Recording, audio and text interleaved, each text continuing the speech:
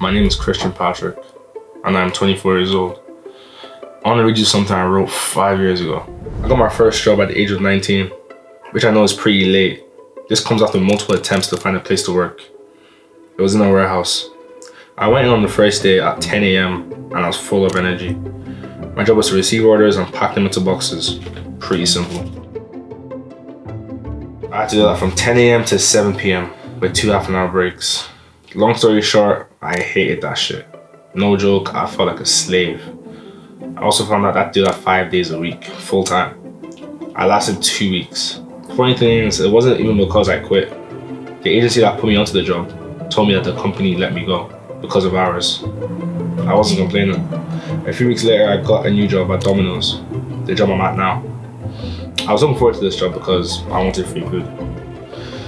Working at Domino's is demanding, trying to keep up with customer orders and also sometimes working long hours. And the washing, bro, don't get me started on the washing. However, the job is not too bad. I get free food and people there are nice. I quickly realized something about myself while working at Domino's.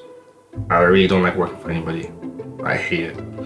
Not sure what it is, the control, the money, or just a sense of a work schedule that isn't even mine. I didn't feel fulfilled. I didn't feel like I was doing anything fruitful. I hated it. That's it. Now at the same time, I was in uni doing computer science. It was in my second year when I realized I didn't even know why I was there, to be honest. Like, I liked computer science, I enjoyed it, it was cool, it was interesting. But I didn't really want to I didn't want to work in that industry for the rest of my life. Like, the passion just wasn't there for me. It didn't move me, it didn't make me want to get up in the morning, I'll be honest. Just, as I said, the passion just wasn't there. So I began looking into YouTube and how to make money from it. I began looking into self-development a lot then as well. Stoicism and just bettering my life. Nothing actually came off it, nothing actually happened. I didn't produce any films or short films or anything like that. The YouTube channels I created didn't go anywhere, so nothing really materialized. But I'm gonna read you something I wrote in 2023. Here at the place where I work for my college internship, I met a guy that is also in the same department as me. I'm not sure what brought it, but we started talking about life and how we are conditioned from birth to automatically want less. We discussed many things. How your friends will determine your outcomes, how there are other ways to make it than just a college degree. Also how the youth where we're from would rather spend money on designer shit than investing in themselves. The conversation was a very refreshing one for me. It also really motivated me to be better. Many of us want the same things, whether consciously or unconsciously. We just don't know how to get there.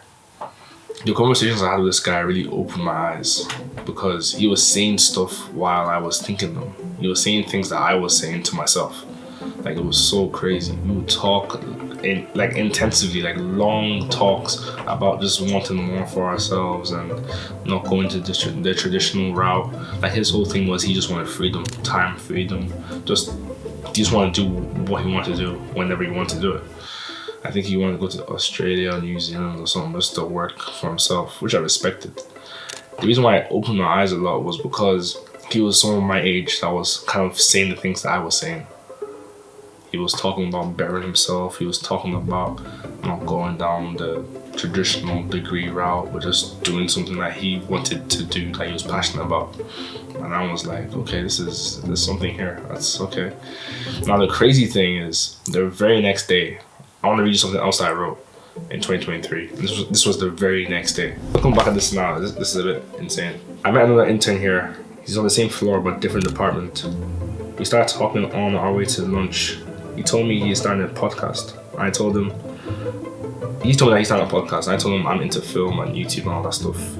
He became excited and he asked me if I could color grade for him for his podcast. I didn't know how to color grade, but I said yes, I would, because why not? I think that's all I wrote. Now, it wasn't just color grading I was doing for him. I was editing them. I was designing his thumbnails. I was kind of So I wasn't really producing it, but I was actually editing the videos. And this was my first taste into entrepreneurship, and it was great. Getting paid to do something that you would do for free. Getting paid to do something that you actually like to do. Like I never was in this space before, so I was just so kind of like, this is actually so cool. Obviously, my track record, it didn't really go anywhere. I didn't really take it seriously. I wasn't really giving it my all. I wasn't working too hard because I don't know why. I just wasn't. The reason why I'm sharing this with you, I'm telling you this and reading you from the things I wrote years ago, was because I didn't know it then, but these moments, this was when EDE was born. Each moment became a core value. In my second year of college, the importance of bettering yourself at doing something that you're actually passionate about. At the internship, other young people having the same thought processes as me and wanted to actually do more with their lives. Also at internship, building something that is your own and actually adding value to the world, doesn't matter how small it is, and being paid for it. EDE has always been a part of me, even before I knew what it was, even before I knew what I wanted it to be. It's always been a part of me. It's just my job now to bring it to life. EDE is a brand soaked deep in storytelling and potential. It's about and showcases a new generation in sport, in media, in entertainment, in everyday life. It's for those who choose to be brave and not conform to normality or mediocrity. It's for those that want to lead their own path and build a legacy. It's for those that choose to inspire those around them, no matter the age. It's a new generation of royals. EDE is a symbol. EDE is a way of life. EDE is... I won't tell you what it is just yet, but I will say this. How can you have royals without their trolls? Before I end this video, I wanted to share with you why I chose to document building the brand from scratch like this. Because to be honest, I wasn't going to do it this way.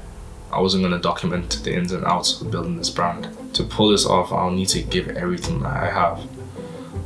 The more work I will need to do is work that I have never given anything. I already told you about stories. I already read what I wrote. Like, I've never really stuck with anything. Things have always just ended because of me being lazy or me just not taking stuff seriously.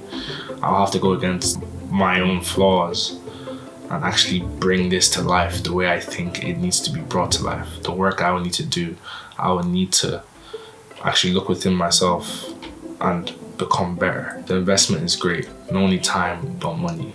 Everything I make will go into this in the hopes of it like just being worth it. No guarantees.